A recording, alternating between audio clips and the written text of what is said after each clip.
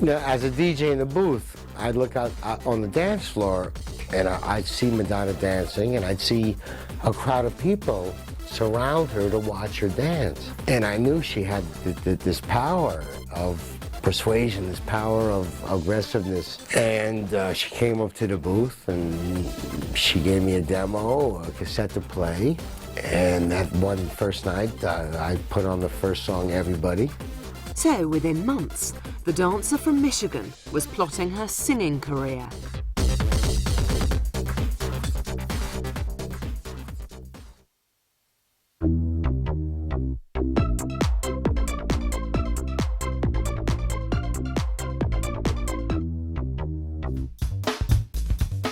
She was homeless. She was living in her rehearsal studio.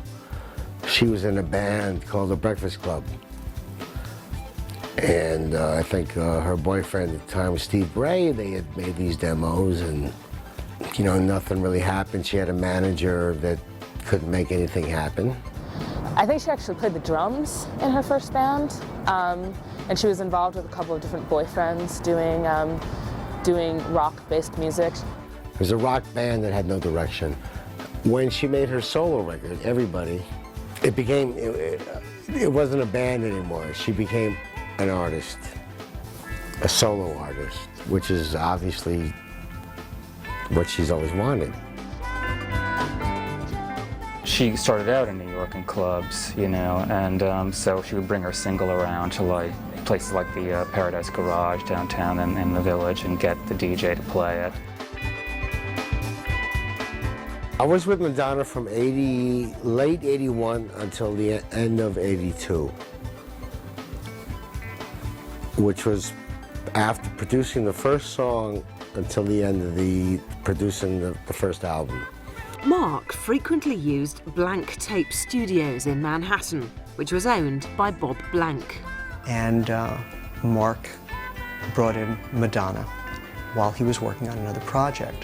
What they used to do was they would record in the evening, and then around 2 in the morning, they would go out and work the record in the clubs. I walked down the hall and there she was, and I was introduced to her as, "Hi, this is Madonna, I'm going to start producing her." I had a very good opportunity to see her work when they started working the record and making the record, Everybody. One of the most fascinating things about Madonna is what she's managed to do musically without having a particularly great singing voice. She didn't really know how to sing very well. And if you listen to the record, her voice is doubled, which is a very, very basic trick when you start working with a new artist. Is she a great vocalist? No. Is she horrible? No. I mean, it pretty much is what it is. It's not, it wasn't like this, it wasn't like pulling teeth, you know. It was just, she would go in, she would, you know, sing it a few times, 2 or 3 times, maybe 4 times, fix something here, we would compile a vocal. It was actually pretty easy, you know.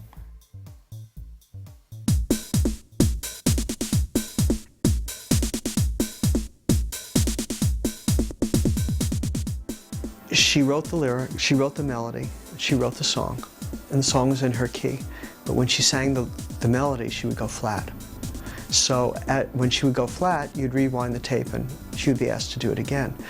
There's a point when, you know, you have to settle for the best, or you say, come back another night. So it's sort of difficult working with her, but she was a young artist, and a lot of times a young artist, the quality of performance beats production of a tone.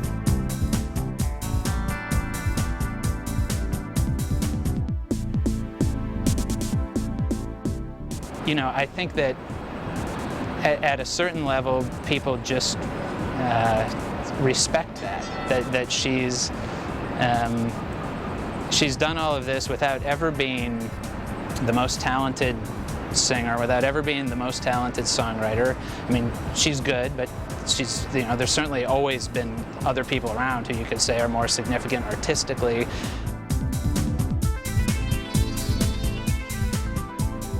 I think she knew from the very beginning that she had a limited range. And I think that that limited range of notes and ability, although over the years she's expanded that and tried to work things, yeah, you can't say that she has a great voice. What she has is a dominant personality and the understanding how to utilize her assets. I remember that. I remember people like, who is this and what does she do? And she doesn't play an instrument. She's not really a Mariah Carey, but back then they didn't say Mariah. Whitney Houston, they were comparing her to different people. She's not really that. Yeah, she doesn't write her material. What is she doing? What is she giving us? She's a visual. So, you know, people were scrutinizing from the beginning. She wasn't a trained artist. In other words, you couldn't say, that's a C sharp and you should be singing C. She wasn't a trained musician, so that you couldn't talk to her about the syncopation or whatever.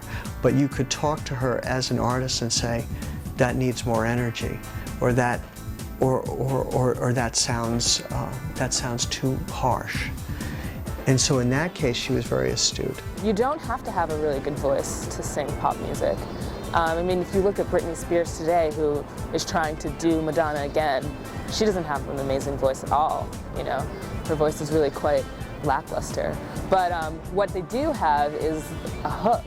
You know, they have a hook both in their image and their sex appeal, and also just really catchy music that, that is easy for other people to sing along with too. You can see when she's making decisions like that in the studio. You know, she's got a good gut instinct about what sounds good and what doesn't sound good, and how she sounds in relation to everything. And, you know, so I don't think she's delusional about who she is or what she's capable of. So her voice has improved a lot, actually. You know, there were times actually on the last tour where she was performing with an acoustic guitar, and it was, you know, not ridiculous, where it might have seemed ridiculous years before, but she actually was pulling it off. End of '81, early '82, there were no female artists on the record charts. So timing-wise, it was perfect.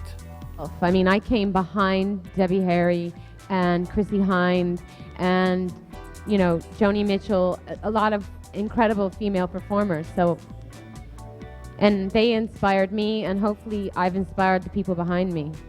People responded right away. She had really good singles right away. I mean, that's the thing that people forget. A lot of her singles are just really well-made pop records and great dance records, and they were right from the start. The appeal quickly went way beyond the New York club scene. Her first album, called Madonna, was released in 1983 and sold 9 million copies. Because I'm not a musician, I'm a DJ. I don't deal with A minor, C minor. You know, I don't deal with music, I deal with feeling.